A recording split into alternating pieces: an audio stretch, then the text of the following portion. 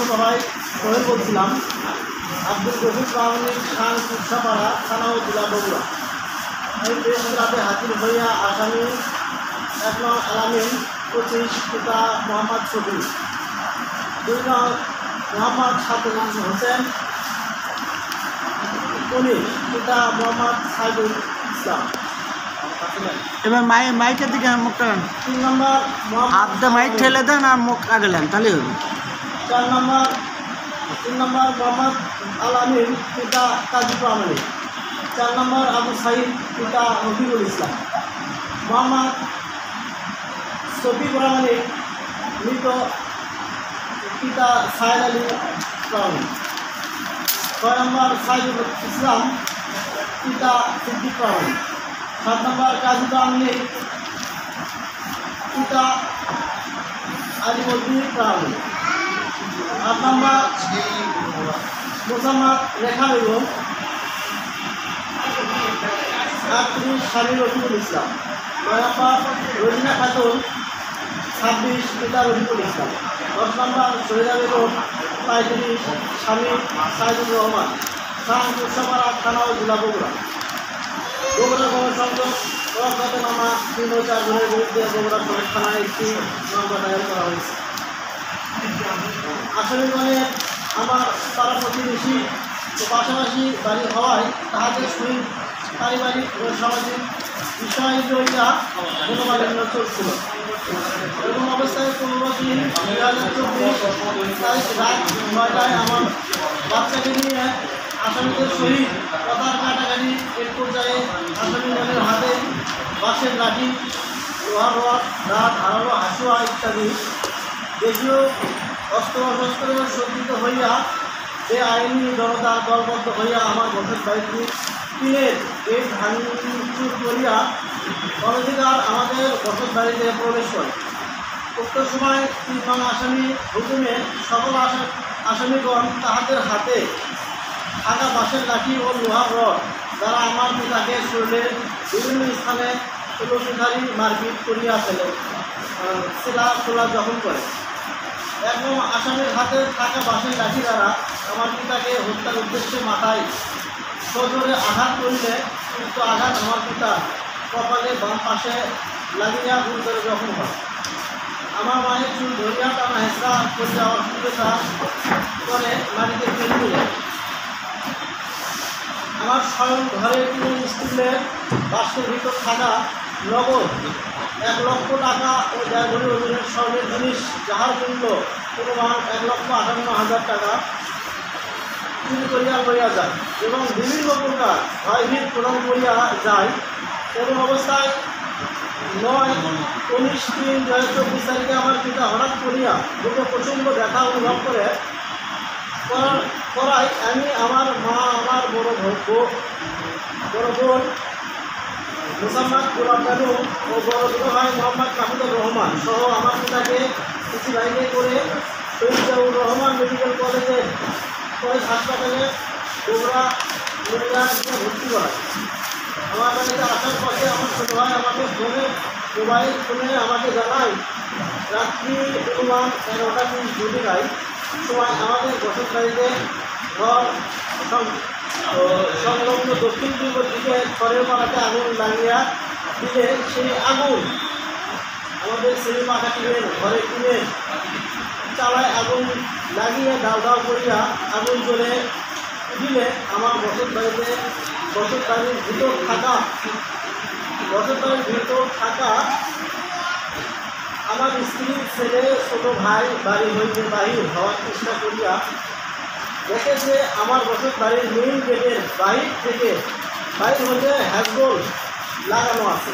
উক্ত সময় তাহাদের ডাক চিৎকার স্থানীয় লোকজন সহ ঘটনাস্থলে আসিয়া তাহাদেরকে ঘরের ভিতর হইতে বাহির করে এবং গ্রাম ও লোকজনের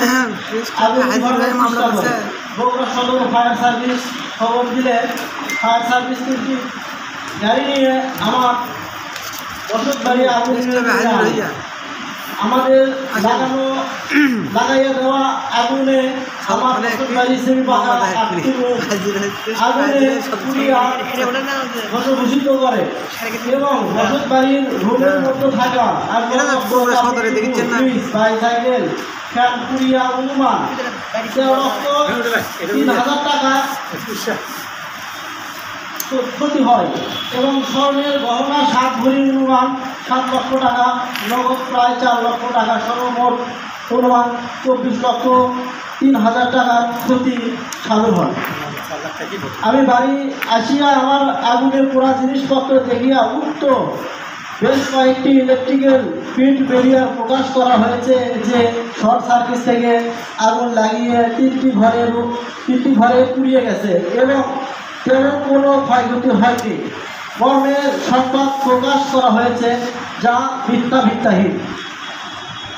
বিষয়টি নিয়ে আমার নিকট আত্মীয় স্বজন এলাকার গণ্যমান্য ব্যক্তিবর্গ সহিত আলোচনা করিয়া থানায় মামলা দায়ের করি।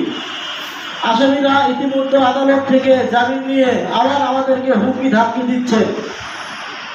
বিধায় সাংবাদিক ভাইদের কাছে আমার বিনীত অনুরোধ, আমার বক্তব্যটি আমলে নিয়ে ন্যায় বিচারে পাইয়া দিতে সঠিক বিষয়টি জাতির সামনে তুলে ধরবেন, এটি আমার প্রত্যাশা। ধন্যবাদ সবাইকে। আসসালামু আলাইকুম। এটা কোন এলাকায় ঘটনা? এটা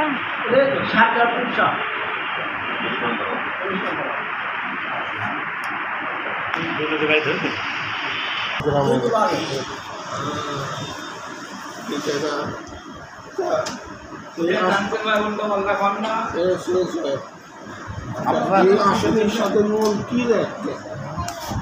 এই আসামির সাথে আমাদের কাছে আমার একটা ছোট ভাস্তা ছিল, ওই ছোট ভাস্তে নিয়ে গেছে। সেই ছোট ভাস্তে নিয়ে মানে কথার কাটাকাটি হয়, হতে মানে 2-4টা মানে মারধর হয়। হওয়ার পরে ওনারা মানে সঙ্গভঙ্গ নিয়ে ছেলেমেয়ের ডাকে নিয়ে আসার পরে মানে এলোপি গাড়ি বলে মার শুরু করে। আসামিদের নাম কি?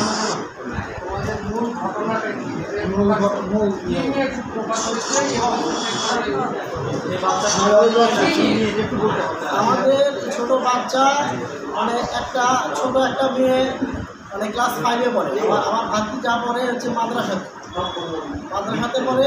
ওই ভাতিজা এখন ক্লাস 3-তে পড়ে। মাদ্রাসা থেকে মানে ক্লাস 3 পড়ে এবং মাদ্রাসাও পড়ে, ওখানে সুবিধা আছে। তা ওই মেয়েকে একটা ছেলে মানে পছন্দ করে আর কি। পছন্দ করার পরে ওই ছেলে আমাদের ছোটো মানে ভাস্তিদেরকে মানে ভাস্তিদের হাত দিয়ে ওই চিঠি দেওয়ায় ওই মেয়েকে, যে মেয়ে ক্লাস 5-এ পড়ে ওই মেয়েকে দেওয়ায়। ওই মেয়ে তখন মানে আশেপাশের লোকজন দেখে, তখন ওই মেয়ের মাকে বলে যায় যে অমুক ছেলে আমার মেয়েকে ডিস্টার্ব করে। তো তখন দোকানে পাড়ায় যে ছেলে ওই মেয়েকে পছন্দ করে, তখন ওই ছেলে মনে হয় যে ওই মেয়ের মা ওই ছেলের সাথে গল্প করছে। তখন ওই একটা সুযোগ পাই গেছে। তখন ওই আমার আসে বলতেছে ওই নাম হচ্ছে, ওই ছেলের নাম হচ্ছে রবিউল ইসলাম। ওর সাথে আবু সাইদ নামে একটা ছেলে মানে প্রমাণ হিসেবে আসছিল। তা ওই ছেলেকে বলতেছে বাবা দেখো এই ব্যাপার ছেলে আমার মেয়েকে ডিস্টার্ব করে। হ্যাঁ, তা দেখো তো হলে যে বাবু মানে ওদেরকে একটু বলো বা এই ধরনের কোনো কিছু মানে সব ইঙ্গিত দিও যাতে মানে এরকম আর না করে। তো তখন ওরা আবার তখন আমাদেরকে মানে এরকমভাবে বলতে আসে যে ওই যে ওই ছেলেকে পছন্দ করে, ওই ছেলেটা সুযোগ পেয়ে গেল। তো তখন আবার ওই ছেলে আসে আমার বাসাতে বলতেছে যে কাকা আসো। আমি বললাম যে কে? তা হচ্ছে আমি আমি বলছি বাবা কী করবো? তা তখন হচ্ছে যে একটু বাইরে আসেন। তো বাইরে আসলাম, তা হচ্ছে যে দাদিকেও ডাকতেন। দাদিও আসলো। আসার পরে তখন বলতেছে যে আপনি ভাস্তের বয়স হয়ে গেছে, আপনি ভাস্তের বিয়ে করেন, আপনি ভাস্তে যে প্রেম করেছে আমাদের মেয়ের সাথে। হ্যাঁ, তা অমুকের মা আমাকে বললো। তারপরে আমি বললাম যে আচ্ছা বাবা, আমি নামাজ পড়ে আসে আমি আমার ভাস্তের সাথে শেয়ার করবো নি। শেয়ার করার পরে আমি কী হয় না আমি বলবো না, আমি জানাবো না। তো তখন আমি আবার কী করলাম, আমার ঈশান নামাজ তারাবি নামাজ পড়ে আসার পরে তখন আমি আমার ভাস্তে জিজ্ঞেস করলাম, আসলে বাবা যে ব্যাপার তোমার নামে যে কথা বলতেছে, তুমি বলে চিঠি দাও, আবার ওই ডিস্টার্ব করো। ওই আবু সাহেব নামে যে সাক্ষী ছেলেটা ছিল, ওই ছেলে আমার বলতেছে যে আমি বললাম যে তুমি যে কথা বললা তার প্রমাণ কী? তখন হচ্ছে যে আবু সাহেব এর থেকেই শুনে আরও 2-3 দিন দেখছে কিন্তু মানে কোনোদিন এসে কয়নি। তা আজকে দেখছে দেখে না ভাই ওই আজকে আবার আমার সাথে আমার মানে সুন্দর লাগছে। তা আমি বললাম আচ্ছা বাবা ভালো কথা, তাহলে দুর্গাদানের কাউকে এই কথা করে না মান সম্মানের ব্যাপার, তাহলে আমি রাস্তাতে শুনবনি, শোনার পরে আমি শাসন করবো। তো কাজ করে আসার পরে ভাজতে বললাম যে ওই বাবা তুমি ওই মানে ওই মেয়ে করে চিঠি দিচ্ছ রাস্তা ডিস্টার্ব করছো, ঠিক হচ্ছে না কাকা আমি করিনি, আমি জানিও না। তা ওর সাথে আরও 3-4টে ছেলে আসলো, ওই 3-4টে ছেলের কথাও বলে গেছে। তখন ওই 3-4টে ছেলের কাছে আমরা প্রমাণ শুরু গেলাম, যাওয়ার পরে তখন বললাম যে তোমার যে অভিযোগ নামে কোনো ছেলে এই ধরনের কথা বলতেছে যে আমার হাসতে বলে যে সিটি আছে বা রাস্তাঘাট ডিস্টার্ব করে, তোমরা কি জানো? তোমাকে নাও বললো যে তোমার সার্টিফিকেট ব্যবহার হয়ে গেল। তখন বলতেছে যে না কাকা আসলে আমি জানি না, ওদের শ্যাম জানে, ওরা ওই রাতের বেলা শ্যামের কাজ করে। শ্যামের কাজ যাওয়ার পরে শ্যাম বলতেছে যে আমি বলছি বাবা এই ব্যাপারগুলো মানে এই কথা বলতেছে তুমি জানো? বলছে না কাকা আমি জানি না, কিন্তু ঘটনা হচ্ছে কিন্তু ভাইয়াই ভালো মনে হলেন যে জানি জানি মানে তখন হচ্ছে যে ইয়ে জানো শাহিন নামে এক ভাইয়ের ছেলে শ্যাম নাকি জানি নাম, ওই ছেলে এখন করছে যে কাকা ইয়ে আছে আমি জানি, ওই ছেলে আমাকে চিঠি দিয়েছিল ওই সাদিয়া নামে ওই মেয়ে ভালোবাসে, ওই মেয়ে ভালোবাসে, ওই মেয়ে চিঠি দেওয়ার জন্য আমাকে সবার লোক দেয়, সবার লোক দিয়ে ওই মেয়ে চিঠি দেওয়া। তখন রাস্তাঘাটে আমি বলছি আমার হাস থেকে গেছিল আমার সাথে, বলছে না ওরা রাস্তাতে সাইকেল চালাচ্ছিল, আমি নিয়ে গেছি। তখন এই গার্ড স্কুলের সিকিউরিটি গার্ড তুমি কারে গেছি নেওয়ার পরে দিতে যাইনি। তখন ওই সিকিউরিটি গার্ডই আমার ওই বাবুকে বলছে। তো তখন আমি কী করলাম ওই রবির নাম হয়েছিলাম ডাকলাম, রবির নাম হয়েছিলাম ডাকার পরে তখন আমি বললাম যে বাবা তুমি যে এই কথা বললাম যে ওই মেয়ের মা বলছে তোমার যে আসলে ঘটনা কি সত্য? বলছে না ওই মেয়ের মা আমার বলেনি, কিন্তু আমি বলছি এই কথা, ওই মেয়ের মার কথা বলছি, তা না স্যার আপনি আমার কিছু করেন। হ্যাঁ, তো তখন আমি বললাম যাচ্ছে এই কথাটা আমি ওদের 3-4টে ছেলেগুলো আছে এর বাবা মাকে ডাকছে ওদের সামনে বললাম। তো তখন ওই এই কথা দিয়ে আসে তোমার নিচ্ছে নিতেই তখন আসে বলতেছে যে আমি তো এই ধরনের কোনো কথা বলি, আমি এই ধরনের কোনো কথা বলি। তো তখন আর মানে অভিযোগ নামের ছেলে মানে যখন শ্যাম আসে করছে যে অভিযোগ ভাইয়ের চিঠি দেওয়ার কথা বলছে, তখন কী করছে ওই শ্যামের আপনার ওই অভিযোগ হিসাবে চর্চা করে না শুরু করছে। তখন আমি আমার নামে এক চাষা আছে ওনাকে বললাম চাষা এই ব্যাপার যে আপনার ছেলে আমার হাসতে মানে কাজ ভাইয়ের ছেলে বা ভাইয়ের ছেলে এই সবাই মিলে বলে এই সমস্যাগুলো করছে। তো তখন উনি এখন না পেয়ে ওই রবিউল নামের ছেলে করছে ঘটনা সত্য, ওগুলো এখন স্বীকার করতেছে যে হ্যাঁ এই ব্যাপার আমার খেলা ভালো হবে। তো তখন আমি বললাম যে চাষা এর সাথে কিন্তু আর একটা ছেলে আছে সাক্ষী হিসেবে গেছে, ওই ছেলের থেকে খুশি হবে। তো ওই ছেলে করছে আমি জানি না, আমি এটা করিনি, আমার সাথে যাইনি। তখন আমি বললাম তুমি তো আমার সাথে গেলা আমার পড়াও যাওয়ার বার হয়েছি তখন এই কথা বলে আমি তোমার বললাম বাচ্চা আমাকে আমি কিছু করো না আমি দেখেছি তুমি সাক্ষী হিসেবে গেলে এখন তুমি মানুষের মধ্যে এটি করছো হতে জানি না, এটা আমার কেমন কথা।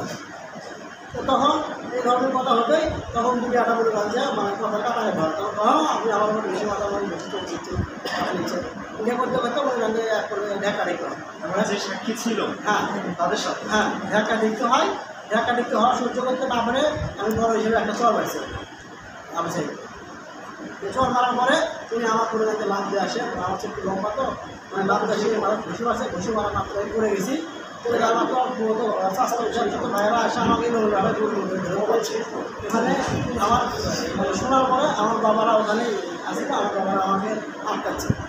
এবার ওটার সাথে আপনার এই বাড়ি পুরানো হ্যাঁ বাড়ি পুরানোর সম্পর্কটা হলো ওনারা আমাদের হুমকি টামকি দিচ্ছে দেওয়ার পরে আমরা ওই এলাকাতে মানে মানে মুরব্বীদের সাথে বসে একটা মীমাংসা করার জন্য এলাকার আমরা